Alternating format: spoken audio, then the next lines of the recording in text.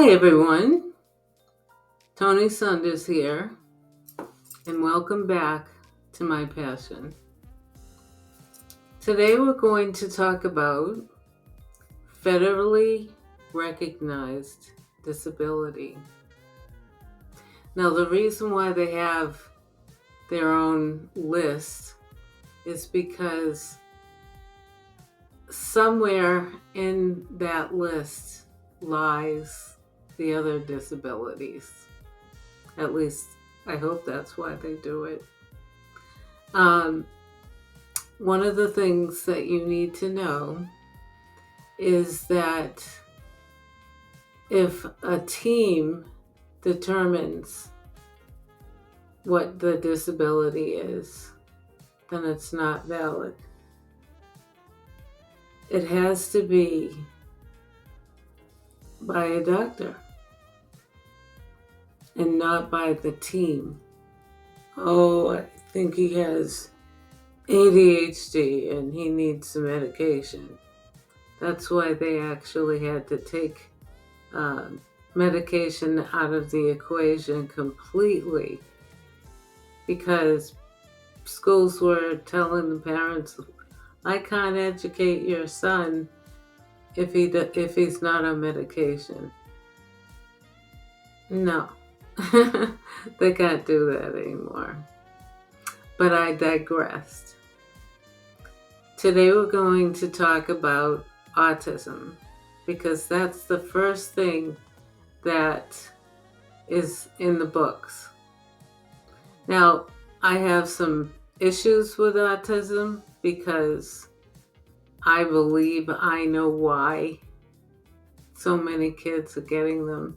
But what is really upsetting me about autism is that they took away Asperger's, and now it's just called high functioning autism. Asperger's was a thing, and now it's not anymore. It meant that the student was high functioning, but you have to understand that there's a lot of kids with autism, and every single one of them is different. They may have a little of this, a little of that, some of this, none of that. It depends on the individual child. And understand that schools cannot diagnose autism. They can think that could be what's going on and say to you, you need to get a neuropsychological evaluation, but they cannot say your child is autistic. Please know that. There are many different evaluations done by many different people.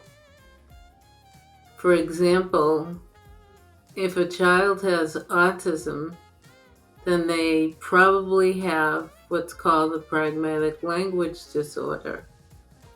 The pragmatic language disorder is social language, when they just don't know what to say, how to carry on a conversation.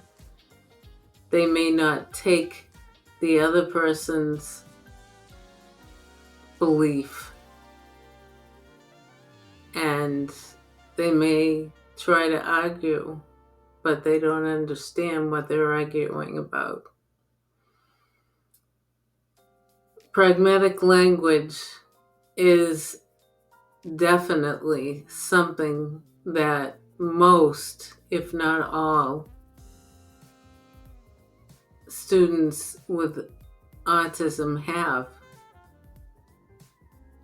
because it's a part of what they test when a child is thought to have autism. Pragmatic language, like I said, is a social language. A lot of kids with autism don't like to speak to people. They like to be on their own. So what other things would an autistic child have? Occupational therapy, because their fine motor skills are usually not appropriate for even schoolwork. Fine motor skills and sensory integration. Sensory integration is when, let's say, the student is in a cafeteria and it's too loud. They may have a problem with volume, high-pitched volume, and lots of noise. That's sensory in their ears. They may have to have a small gym class because, we have a lot of kids in a gym class and they may make a lot of noise, and the bouncing of a basketball or whatever it is can set a kid with autism off. And I'm talking about behavior. They could have something and unfortunately, I should say, they would get punished for having a sensory issue that is not tested. So what I want you to know is that autism can be a child with severe challenges, or it can be a child with not a lot of challenges, but still have autism. What you want to know, you have to get from a neuropsychologist. Not a team, not a school psychologist, but a neuropsychologist would be able to test for autism. It's good to have a neuropsych evaluation anyway, because they can take more information from the student by testing them for longer periods of time and using different testing tools. And that's how they find out that the child is autistic. Hollow eyes can be one of the things that you look for when they don't even stare at you. They don't even look at you. I call them hollow eyes because it's almost like they're in a daze of some kind and just looking like this. And not looking at a person. That's one thing they don't usually do, is look at people. They look away like this. But some autistic kids can look at people. I'm going to give you a story. One of my past clients, and I'm talking years ago because he's now 22. And I had him when he was in elementary school. As a matter of fact, I went through school with him and helped him get a diploma. He went to Wentworth College for engineering. He got a degree in engineering, an autistic son. And then last weekend, he got married. So I want you to understand there are different strains, different ways of looking at autism. That was a good story. And I cried when I heard it because I remembered him well. And he is doing well. But again, there are different parts of autism. Some kids have and some kids don't. Behavior is usually a part of autism. And I'm saying that because they react to noise, too much commotion in the room, being yelled at by a teacher for doing something that they don't know you shouldn't do. I have a client right now who keeps getting suspended, and he's autistic. So the parents called me and said, "Can you suspend an autistic child?" And I said, "No, not really." Because they're reacting to something that's adverse for them. And you can't punish a child for not knowing how to deal with something, whatever it is. Sometimes they'll just start screaming,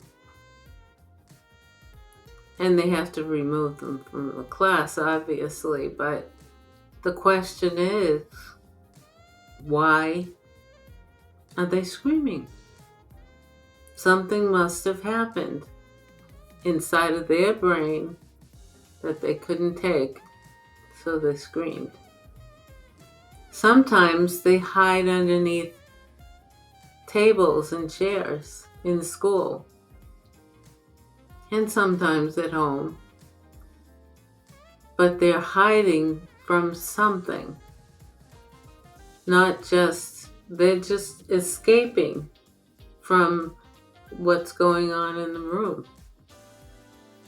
And that's okay too, because if you've been diagnosed with autism, there are so many different ways to show it, that you show it. Another thing is speech. Speech, OT, physical therapy, all of those things have to be evaluated for a student with autism, because it'll give the team, including the parents, an idea of what they're looking for, or looking at. Why is he doing X? He's doing X because he's autistic, and that's what some autistic kids do. I had an autistic kid who was, 8 years old, and he was having a meltdown in the classroom, and his teacher tried to restrain him, and he pulled her hair and pulled her right down to the ground. They suspended him indefinitely and called the police and had him arrested. And then, after he was arrested, he was put in court. He had to be put in court. The police were told by the school that they wanted to press charges against an 8-year-old autistic child. Now let me explain something to you. I took that case to the news, the media. They came over my house. They interviewed the parents. They observed the student. They talked to me. And I got so much from the media for this particular case. And when we went to court, are you ready for this? He stayed under the table. He couldn't even see the people we were in front of a clerk magistrate. And the clerk magistrate looked at the school and said, "Why is he here? There's nothing we can do about what happened because he's autistic." I have another student who was over the age of 18, and he was standing at a tea station. And when he was at the tea station, he was smoking a cigarette. Now, of course, nobody knew he was autistic. But autistic kids sometimes repeat what people say. And the police came over to him and they told him to put out the cigarette, and he ignored them because that's what he did. And what they did, the police, were they took him and they beat him up. They took him into their car and beat him up. And I mean beat him up. He ended up in the hospital. And it's all because he kept repeating what they said. That's one of the things that he did. And he was 18, so they felt like they could beat him up, I guess. Those are just some of the stories that happen to kids with autism. Even the public doesn't understand them. Even their parents may not understand him. But that doesn't mean that you beat him up. Hit his head several times. He couldn't go out again after that. He wouldn't go out of the house because he was beat up by the police. I don't say that the police shouldn't do things to make sure that we're safe. But I do take offense to them beating up. He was an Arab child, adult. So, I'm going to say to you that autism can be many things. You have to get a neuropsychologist to say that's what it is. Because, of course, there are other disabilities that are similar, but not the same. And people need to know what it is.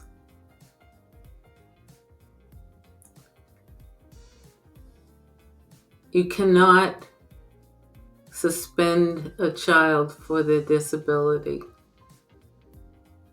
That's something you need to know. Not for their disability. If they have a disability, say autism, and they don't want to deal with the presentations that this particular child has, they suspend them for doing something that they didn't even know they couldn't do or shouldn't do.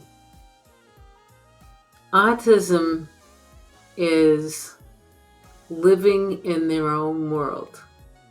And then, depending upon how high functioning they are, they access our world to degrees. So, for example, I had a student who was clicking on and off the light. That's what he would do in school, at home, everywhere. The school didn't know what to do with him. I say these are teaching moments and not punishment moments. You don't punish a child who has to sit and turn on the light, turn off the light, turn on the light, turn off the light. I know the teachers go crazy when that type of thing happens, but that's a teaching moment. That's when you take the child and you teach him why he should not do it, or ask him why he's doing it. But they do things like that, repetition. That's a part of autism. And unfortunately, not every teacher knows that. And they look at things more punitive than something they need to teach.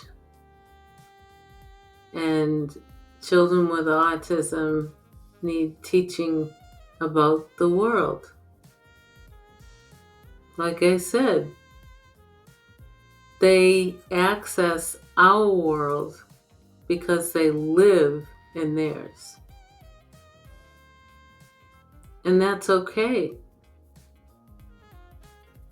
for them to live in their world. What we do is try to teach them how to live in ours too. So, with that said, I would like to end this session.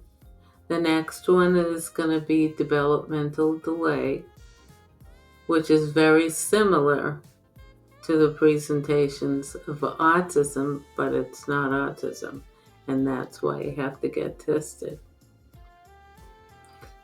And I want to say to you, if you have an autistic child, you have an opportunity to learn about his world, her world, so that you can understand why they do things, specific things. So with that said, I hope you have a wonderful day, and subscribe. Leave me messages beside my video. Ask questions. Comment. If you have a story to tell about a child with autism, please do. I have a lot of them. I've been doing this for 35 years. But I don't have your story. And subscribe, please. I'm going to do this as often as I can. On Tuesday nights, it's going to be uploaded onto YouTube. I know this is specific to different people, different parents, but parents need to learn these things so that they know that the school can't suspend a child for doing something he didn't understand what he was doing. So, subscribe and I will tell you more. Have a good day.